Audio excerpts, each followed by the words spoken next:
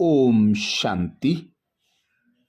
अति के बाद अंत आता है, जैसा कि चारों ओर दिखाई देने लगा है। हर ओर दुख, अशांति, भय, चिंता का वातावरण है। प्रकृति भी अपना विकराल रूप कहीं ना कहीं, किसी ना किसी रूप में दिखाने लगी है। समाचारों में भी रोज हम खबरें पढ़ते और सुनते रहते हैं। भ्रष्टाचार, अत्याचार, पापाचार का बोलबाला है। युद्ध भी चारों ओर बढ़ते ही जा रहे हैं। किसी भी समय एक चिंगारी संपूर्ण विश्व को अपने आगोश में ले लेगी। जैसा कि अंत समय का बाबा का इशारा था, अब वह प्रत्यक्ष दिखाई देने लगा है। वर्तमान समय, बाप दादा भी कहते हैं, वर्तमान समय मेजॉरिटी तो ठीक है, लेकिन मेजॉरिटी माया के वर्तमान समय के विशेष प्रभाव में आ जाते हैं। जो अनादि संस्कार हैं, उनके बीच बीच में मध्य के, अर्थात द्वापर से अभी अंत तक के संस्कार के प्रभाव में आ जाते हैं। स्व के संस्कार ही स्वराज्य को खंडित कर देते हैं। उसमें भी विशेष संस्कार, व्यर्थ सोचना, व्यर्थ बोलना, व्यर्थ समय गंवाना और व्यर्थ बोलचाल में आना, चाहे सुनना चाहे सुनाना। एक तरफ व्यर्थ के संस्कार, दूसरे तरफ अलबेलेपन के संस्कार भिन्न भिन्न रॉयल रूप में स्वराज्य को खंडित कर देते हैं। कई बच्चे कहते हैं कि समय समीप आ रहा है, लेकिन जो संस्कार शुरू में इमर्ज नहीं थे, वह अभी कहां कहां इमर्ज हो रहे हैं। वायुमंडल में संस्कार और इमर्ज हो रहे हैं। इसका कारण क्या है जानते हो? बाप दादा कहते यह माया के वार का एक साधन है। माया इसी से अपना बनाकर परमात्मा मार्ग से दिल शिकस्त बना देती है। सोचते हैं कि अभी तक ऐसे ही हैं, तो पता नहीं समानता की सफलता मिलेगी या नहीं मिलेगी। कोई ना कोई बात में जहां कमजोरी होगी, उसी कमजोरी के रूप में माया दिल शिकस्त बनाने की कोशिश करती है। बहुत अच्छा चलते चलते कोई ना कोई बात में माया संस्कार पर अटैक कर देती है। पुराने संस्कार इमर्ज करने का रूप रखकर दिल शिकस्त करने की कोशिश करती है।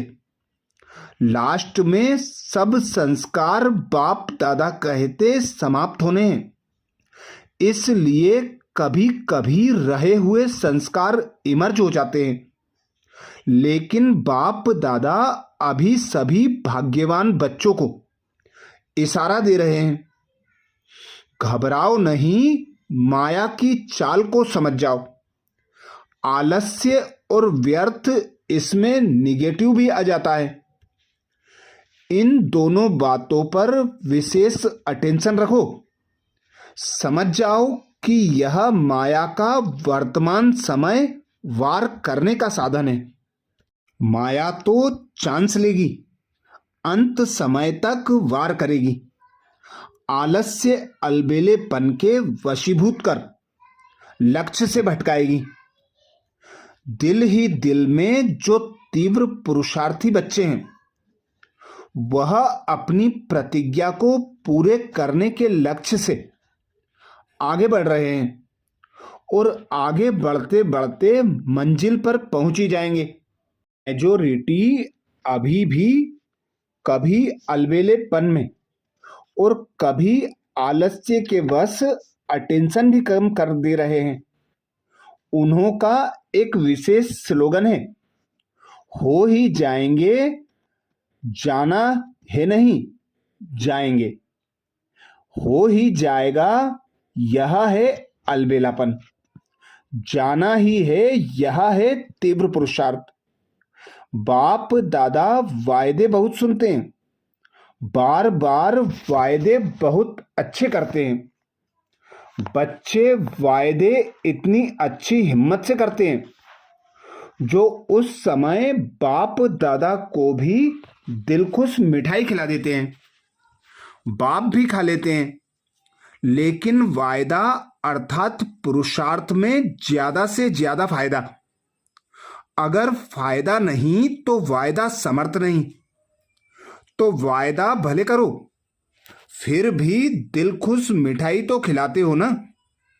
साथ साथ तीव्र पुरुषार्थ की लगन को अग्नि रूप में लाओ, ज्वालामुखी बनो। समय प्रमाण रहे हुए जो भी मन के संबंध संपर्क के हिसाब किताब हैं, उनको ज्वाला स्वरूप से अब भस्म करो। लगन है, इसमें बाप दादा भी पास करते हैं, लेकिन अभी लगन को अग्नि रूप अर्थात ज्वाला रूप में लाओ।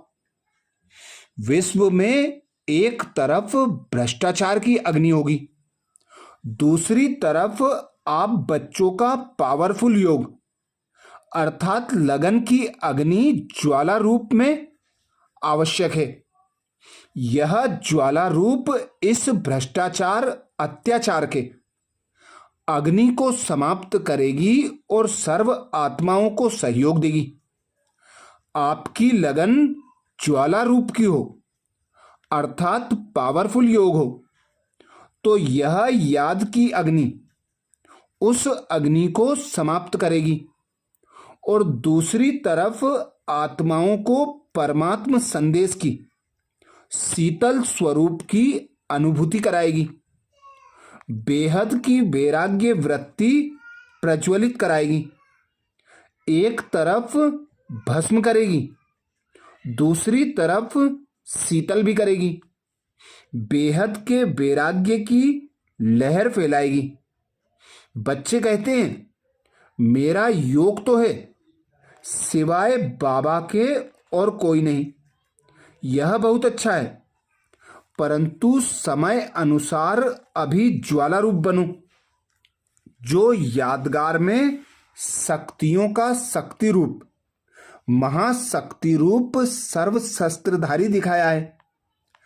अभी वह महाशक्ति रूप प्रत्यक्ष करो, चाहे पांडव हैं चाहे शक्तियां हैं, सभी सागर से निकली हुई ज्ञान नदियां हो। सागर नहीं हो, नदी हो, ज्ञान गंगाएं हो। तो ज्ञान गंगाएं अब आत्माओं को अपने ज्ञान की शीतलता द्वारा पापों की आग से मुक्त करो। यह है वर्तमान समय का ब्राह्मणों का कार्य। अभी बाप दादा को आना तो है ही, पूछते हैं आगे क्या होगा। बाप दादा आएंगे या नहीं आएंगे? बाप दादा ना तो करते नहीं हैं, हाँ जी करते हैं। बच्चे कहते हैं हजूर, बाप कहते हैं जी हाजिर। तो समझा क्या करना है और क्या नहीं करना है। मेहनत मोहब्बत से कट करो। अभी मेहनत मुक्त वर्ष मनाओ, मोहब्बत से, आलस्य से नहीं। यह पक्का याद रखना, आलस्य नहीं करना है। यह आलस्य और अलबेलापन अंत में 1 सेकंड के पेपर में फेल करा देगा। तो पास विद ऑनर बनने के लिए बाप दादा कहते हैं, तीव्र पुरुषार्थी बनो, लक्ष्य समान लक्षण धारण कर बाप समान बनो। अब समय कम है, समय की समीपता प्रमाण तीव्र पुरुषार्थी बनो। अच्छा, ऐसे ही अंत समय के बाबा के अंतिम इशारों का मनन चिंतन करने के लिए बाबा के चैनल को सब्सक्राइब करें, वीडियो को सभी बीके भाई बहनों को शेयर करने की सेवा जरूर करें। ओम शांति।